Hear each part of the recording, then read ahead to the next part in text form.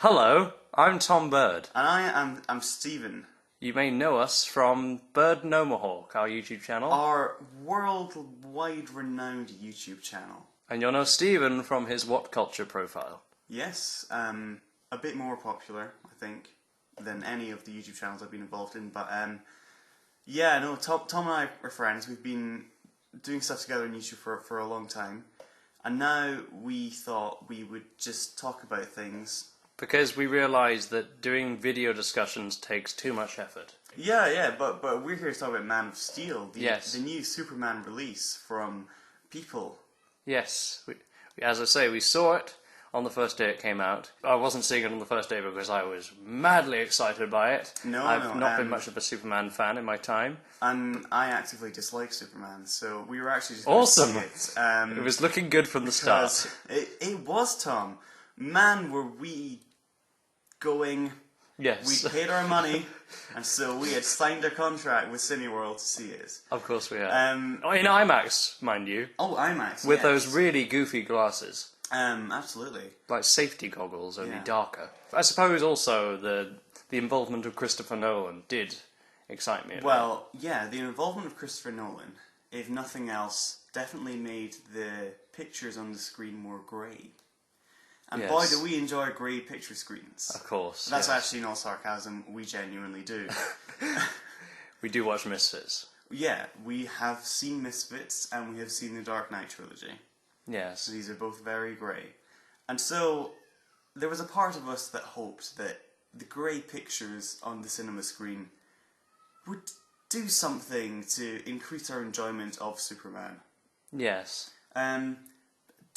Did the grey pictures on the screen succeed? Find out now. Find out instantly. This second. No. No, they didn't. But let's dive deeper into the cesspool, which is Man of Steel. Okay, it was a mess. I got the feeling that this was a 5-hour film, badly edited, to have more action than was necessary, and far less story than was wished for. Okay, so by this maybe not like for reasons of pandering, Sure, yeah. but more for we don't have enough space for this story. Definitely, yeah. That's what you'd say. Yes, and I think that they cut the wrong things. Like, Zod was not interesting, Of course, and no. the story is not the battle between Zod and Superman, but they wanted it to be, because I think of the Dark Knight's success, which was a story about the Joker, a far more interesting villain. By leaps and bounds. Fighting Batman, it's about the battle between these two forces, and it seems like every story coming out these days is that Captain Kirk and Khan, James Bond and Man with Painful Face, who was also a spy at some point, Moriarty and Sherlock Holmes. You know, all of these stories are just spawning from the Dark Knight, and I think the plan was to do a Superman film like the Dark Knight. Yes. General Zod is not the Joker. No, he isn't. And So Superman is not Batman. He's not Batman, no. In obvious ways, but also Yes. in complexity, in Yeah. terms of good storytelling, in terms of subtlety. Subtlety, definitely. It's not that there's not drama there, it's that they didn't focus on the drama that is there. Yes. It should really have been about Superman being torn between the two worlds, but he is never in any doubt. Yes. And there is sort of an interesting theme which was very, very vaguely touched upon, where he could choose between Krypton and Earth, and that was Zod's plan. But in the end, he has the genes to continue on the Krypton line, and so the idea is that he and Lois Lane are going to make cross mongrels, human Kryptonian mongrels, and Yes. the Kryptonians are going to live on through the hopeful human future. But they didn't focus on that in the film. They focused on all the dumb action. It's just so many missed opportunities. Yes. So, I mean, can we briefly talk about the opening? Yeah. Because the definitely. opening was like, okay, so it throws everything at you, including very action that had the camera way too close to what was going on. Oh, absolutely. Especially in IMAX. Oh, in IMAX, you can't actually Yeah. It's worse. Yeah, you have to like be really concentrating to see if it's Russell Crowe being punched or if it's Russell Crowe punching someone Yes, else. I couldn't tell who was punching who. It was that bad. So what are we to think? Yeah, exactly. Zack Snyder. The shaky camera, obviously, I just Yeah. don't... Sometimes it can be used well, and sometimes it can be used terribly. Well, shaky cam's the fashionable thing, or it was a fashionable thing. It was necessary in the Hunger Games. Yes. It featured in the Dark Knight trilogy quite strongly. But I barely noticed. It's there's just a stronger story in the Dark Knight trilogy. Of course, yes. Whereas the focus of this film was the action, which, if you couldn't tell if Jor-El was getting punched or not, it was the point of the scenes. By the time we got to the final fight between Zod and Superman, I was done. I actually couldn't take it. Yeah. The speaker... Okay, it's probably because the speakers were so goddamn loud, but the film requires those speakers to be that loud. It does. Almost. Because the punch in your eardrums is the punch of the narrative. Yes. That is what we are here for. We are here to see two aliens punching each other. Yes. And then every now and again there's a moment of dialogue. Like you think, okay, can we get some depth here? Yeah. Something out of this. And then, you know, because the movie thinks we've all gone to sleep, it will be immediately followed by that kind of bang. Yeah. That Transformers bang. Yeah. That someone's either been punched or a building's just fallen over bang. It's just... It's the same thing in this film. Yes, it's just incessant. Yeah. And it needs to stop. You know? Certainly. So going back to the start, I love the start. It was insanely silly. Of course. But I was loving it, right? I quite enjoyed it, yeah. Superman is born, and then the dinosaur cow in the meadow roars to the rising sun. With four wings! Simba is born! It was just like The Lion King. And then you see Russell Crowe flying about on a zombie bat from Avatar. And it's every film shoved together. But it's all films at once. It looks really good though. I just wish we could see it. I was just sitting there shoving popcorn in my face. And it's like, wow, I've never enjoyed popcorn so much. That was what I took from the opening. But then the 20-minute mark passed and I was like, alright. Okay, Russell, can you just hurry up and fucking die, please? We see where this is going. We're not stupid. Oh, God. We know what's going to happen because we know the basics of Superman. We barely... And this is so overindulgent. Yeah, we barely get any emotional attachment to him when he is killed by Zod. Yeah. It did not warrant silence following him being stabbed. Yeah. It did not warrant a silent moment. Because the importance of that character is that he's Superman's dad. But you and I, we've not seen the Superman films, we've not read the comics, so why should we give a shit?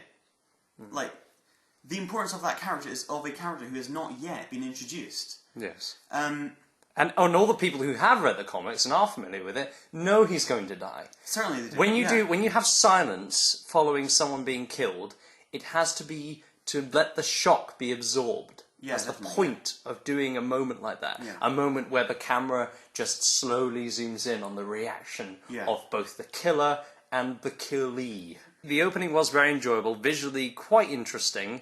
Just wish we could see what the hell was going on. And as you say, every film crammed in at once. And Russell Crowe does give a good performance here. I'm just going to delve briefly into the positives for a bit. Please do. The actors, the three main actors, Russell Crowe, Henry Cavill, and Amy Adams. Yeah. I actually thought they were really good. Definitely, yeah. Yes, yeah. They were doing absolutely all they could with the what they were given, especially Amy Adams, who is a great Lois Lane. I'm not gonna count the guy who plays Zod as the main characters because I just didn't want him on screen, quite frankly. Yeah. And Zod does represent an important part of the dilemma. It just so happens that he's so thoroughly uninteresting that suddenly you want the story to go somewhere else with it. Yeah, we've done the introduction, so the next section of the film is Superman, partially growing up, partially being a grown-up, we see that he's searching for something in his life as he saves people from burning oil bunkers. And then we flash back to his childhood.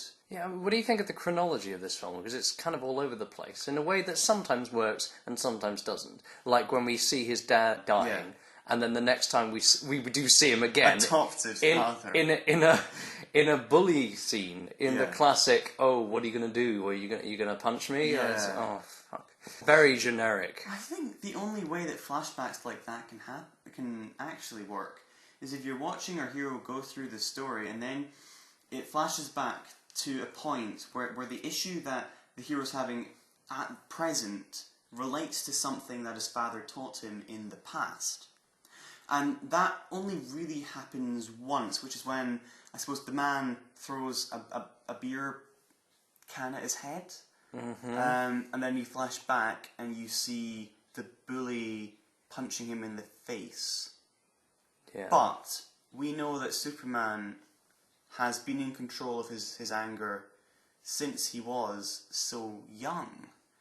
So why do we need to see him being bullied in the present day? Because it's two scenes that show the same thing. It really is. Yeah, except in the present day, he's less in control because he shoves spikes through the guy's van. Yes. As opposed to just sitting there and taking it. So, oh my God, and his father's death scene. What happens in the comic continuity is his father suffers from a heart attack. That's the one thing that the man with all these incredible powers can't stop. But you're sitting there in the cinema watching the mortal man run into a tornado to open a car door and tell a child, or open a door for a child, like the child's chauffeur, and say, "Okay, you can get out now." Yeah. Was the child not aware of this? Were the child's parents not responsible enough? Was that not the point when humanity could have dealt with Superman? You know, when they're about to be killed by a tornado. Yes. I think they could have dealt with him. If it meant they got to live. The only thing we got out of that scene was the idea was his adopted father telling him, well, basically saying, "Don't save me. Just focus your efforts on things that are focus your efforts on standing underneath the bridge, Superman. That's where you are needed most." Yeah, all right. We didn't get anything out of that scene. No, and it's so frustrating because. Well, we saw Spider-Man. The Amazing Spider-Man. We saw The Amazing Spider-Man last year. Uncle Ben's death was not as emotional as it was in Spider-Man 2002. However, even then, there was a lot more meaning behind his death because Peter Parker is responsible for it. Because he beats off the path of the hero. When he walks off the path of the hero, he performs a selfish act and it gets the most important man to him killed. Yeah. The death of Arthur Kent, Jeremy Kent, something like that. Jeremy Renner Kent, his death isn't the only way it's Superman's fault. Is that he didn't save him with his Superman powers, but he didn't save him with the Superman powers because, according to the film, that was the right thing to do, not to save him. Not to use his powers. And then you get to the end, the whole last half hour, and it is all about him using his strength to defeat the enemies. It is, yeah. That is the message by the end. And he has come out to the world as a super. It's two different visions. It doesn't. See, some people really like this film, and I can't see why at all. The more I think about it, the worse it gets. I mean, we're not even halfway through yet, and already I'm seeing, thematically, it's all over the board. I don't mind storytelling present, past, flashing back, because actually it's a more interesting way to tell the story, it really is. Also, when he gets onto the spaceship, jumping ahead a bit, we see Jor-El telling him what happened at the start of the film.